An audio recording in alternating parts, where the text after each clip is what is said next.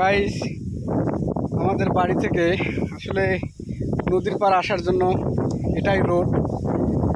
আসলে রোডের ভিউটা কিন্তু অনেক সুন্দর। তার কারণ যে দুই সাইডে গাছ আছে, দুই সাইডে অনেক সুন্দর গাছ, এবং দুই সাইডে ধান ক্ষেত, এ সাইডে ধান ক্ষেত, রাস্তার এ সাইডে ধান ক্ষেত, ঠিক আছে। অনেক সুন্দর ভিউটা। আমাদের বাড়ি থেকে নদীর পার আসার জন্য এটাই রাস্তা।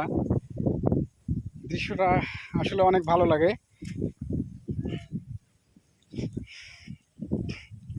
আছেন ভালো?